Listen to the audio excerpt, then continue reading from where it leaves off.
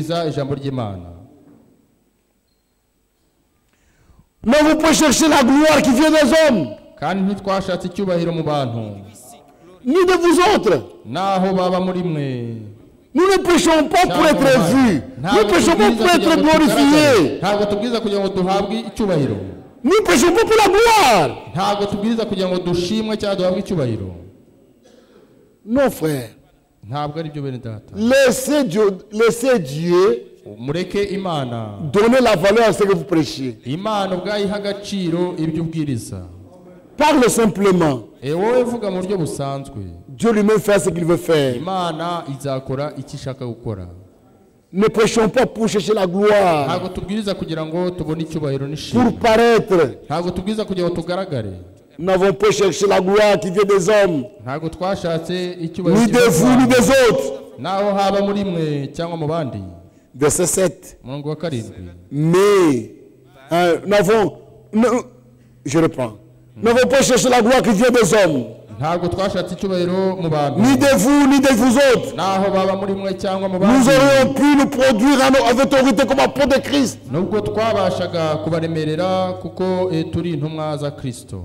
Moi, je suis apôtre. Genda intumwa, genda intumwa. Moi, je suis enseignant. Moi, je suis ceci. Genda iki n'iki. Non, frère. Oya bene data. Prêchons seulement la parole de Dieu. Wewe tubwiriza ijambo ry'Imana gusa. Sans commencer à dire, moi, je suis tel. Ntabwo utangira kuvuga ngo genda Dieu runaka. lui-même fera ce qu'il veut faire. Imana izikorera icyo ishaka gukora.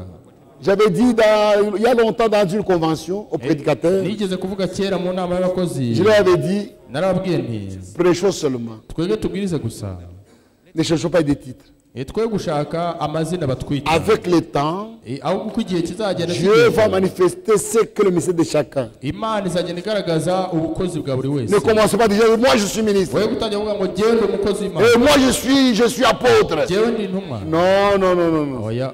Laissez Dieu. Mureke Imana. Avant l'enlèvement. Mbere yo kuzamurwa. Avant l'enlèvement. Mbere yo kuzamurwa. Même les ministères sont rétablis. N'ubukozi bwashyizweho. Même les ministères N'ubukozi sont rétablis. buzashyirwa buzongererwa. Même les dons sont rétablis. zizongererwa imbaraga. Soyez ne soyez pas pressés. Mwe kwihuta. Dieu mettra chaque chose à sa place. Imana izashyira ikintu cyose mu mwanya wacyo. Mais nous avons été pleins de douceur au milieu de vous. Ahubwo twitonderaga muri mwe. Nous avons été pleins de douceur Twari abantu bitonda cyane. au milieu de vous. Turi hagati yanyu. Nous devons aimer le peuple de Dieu. Tugomba gukunda ubwoko Aimer bw'Imana. l'église. Gukunda itorero. Comme les parents à l'égard de leurs enfants. Nk'uko umurezi De akwiye même qu'ils kuya nourrissent, abana prend un tendre soin de ses enfants. be. Nk'uko umurezi akuyakuye abana be.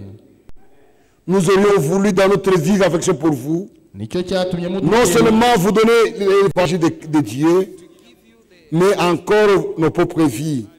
Amen. Nicyo cyatumye mudutera imbabazi tukabakunda cyane tukishimira kutabaha ubutumwa bwiza gusa ahubwo no kubaha ubugingo bwacu. Verset 9. Vous vous rappelez, frères, notre travail et notre peine. Bene data mwibuke umuhati wacu. Nuit et jour à l'œuvre. Nuit et jour à l'œuvre. Nkuko twababwirije ubutumwa bwiza. Pour mettre la chance à aucun de vous. Dukora ku manywa na nijoro kugira ngo hatagira. Nous vous avons prêché l'évangile. Muri mwe turemerera. Vous êtes témoins.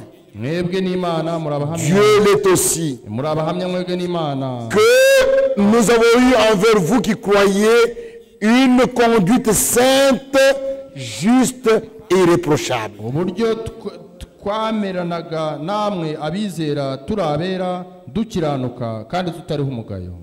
Voyez, murabibona un ministre au milieu des gens dans l'église. Abakozi Paul dit, vous êtes témoins.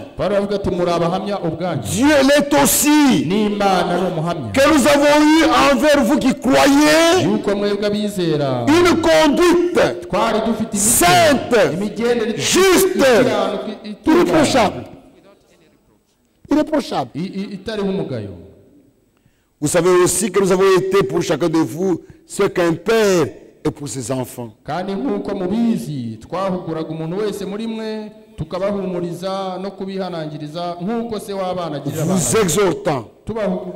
Vous exhortant, vous consolant, tubahumuriza vous conjurant tubagira inama de marcher Kugira d'une ngo- manière digne kugira ngo mugende nk'uko bikwiriye de Dieu ab'imana qui vous a appelé ariyo à son royaume ibahamagarira kujya mu bwami bwayo et à sa gloire. n'ubwiza bwayo.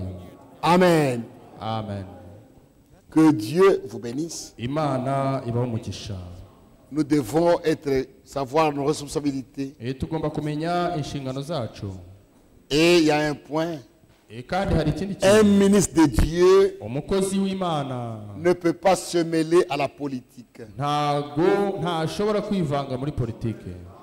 On doit s'éloigner de la politique. Mugomba kwitandukanya na politike. Parce que ça ne peut pas marcher avec la parole de Dieu. Kubera ko ntibishobora kugendana n'ijambo ry'Imana. Et frère Branham nous a exhorté sur ce point-là. Kandi mwene data Branham atugira inama kuri icyo kintu, On ne doit pas se mêler à ces choses-là. yuko tutagomba kwivanga muri bene ibyo Nous bintu. sommes les ministres de la parole de Dieu. Turi itorero ry'ijambo Nous prêchons la ry'Imana, parole de Dieu. tubwiriza ijambo ry'Imana. Vous voyez, Murabibona, parfois les frères ne comprennent rien. rimwe na rimwe bene data hari igihe badasobanukirwa. Nos églises sont enregistrées auprès des autorités. Amatorero yacu arandikishije mu bitabo bya leta. Et nous avons des frères qui sont même des représentants légaux auprès des autorités. Kandi dufite na bene data baduhagarariye mu butegetsi Pour nous permettre de prier librement. kugira ngo twemererwe gusenga mu mudendezo. Ils ne sont pas le chef de l'église pour nous conduire. Ntabwo baba babaye abakuru b'itorero kubwo Nous kutuyobora, représentons devant l'État. ahubwo bo baduhagarariye muri leta. Mais quand vous provoquez des problèmes Ariko iyo utangiye guteza ibibazo et que l'État s'y mêle, noneho leta ikabyivangamo, vous êtes responsable. uzabibazwa. Parce qu'à ce moment-là, Kubera ko icyo gihe le représentant légal wa wundi uduhagarariye parlera selon la loi du pays. azatuvugira akurikije amategeko y'igihugu. Ne créez pas de problèmes. Mwe guteza ibibazo, Croyant que quand vous provoquez des problèmes, wibwira ko nuteza ibibazo et quand maintenant ça arrive devant l'État, noneho nibigera imbere ya leta noneho c'est fini. bizaba L'État birangiye. doit juger selon la loi. leta izaca urubanza ikurikije amategeko, Et vous êtes responsable à ce moment-là. kandi icyo gihe uzagerwaho n'urubanza. S'il n'y a pas de problème, Niba nta bibazo bihari, vous êtes libre, mukaba mufite vous êtes umudendezo, indépendant. mukaba mwigenga, Marchez comme vous marchez dans la parole de Dieu. mugende Mais nk'uko mukwiye kugenda mu quand vous ijambo commencez à ry'Imana. vous battre, Ariko nimutangira kurwana, on doit m'appeler bagomba kumpamagara pour me juger. kugira ngo bancire urubanza. Qu'est-ce que je vais dire? None nzavuga iki? Oh non, il s'est mêlé dans le problème. Ngo yivanze mu Non, bibazo byacu, yivanze mu c'est bibazo vous qui byacu. avez fait ça. Ni mwebwe mwabitangije. Voyez, Murabibona, je sais ce que je vous dis parce que je suis aussi un représentant légal au Congo. nzi icyo mbabwiye kubera ko nanjye mpagarariye itorero mu gihugu cya Kongo. Et nous vous disons, il faut faire attention. Kandi turababwira tuti bisaba Quand vous commencez à vous battre iyo mutangiye kurwana et que l'État intervient, leta ikazamo, le représentant doit répondre devant l'État. wa wundi ubahagarariye imbere ya leta niwe uzabazwa na leta. Et qu'est-ce qu'il va dire? Ese azavuga iki ubundi? Oh, il s'est mêlé. Oh, Ngo vous ne comprenez rien. C'est vous qui avez provoqué des problèmes. nta gusobanukirwa, ahubwo ni mwebwe mwazamuye ibibazo, mwateje ibibazo.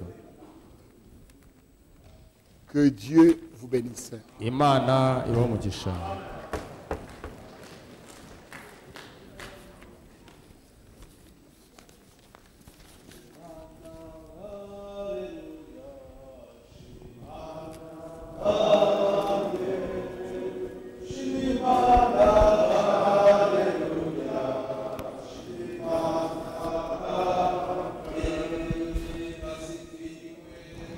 Oh, fou. Eh oui. C'est très bien. Hein? C'est très bien. C'est bon. Oh, fou.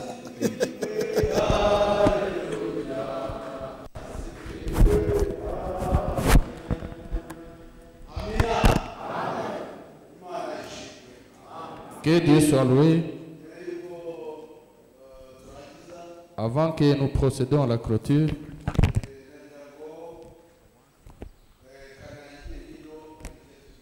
et j'aimerais inviter le frère Kana pour qu'il nous fasse des annonces. Et Et comme la parole de Dieu vient de nous le dire,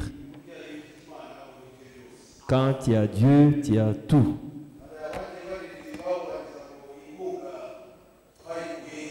Il y a ceux qui demandaient où nous avons trouvé le soutien. Mais le soutien de cette convention, nous l'avons trouvé parmi nous.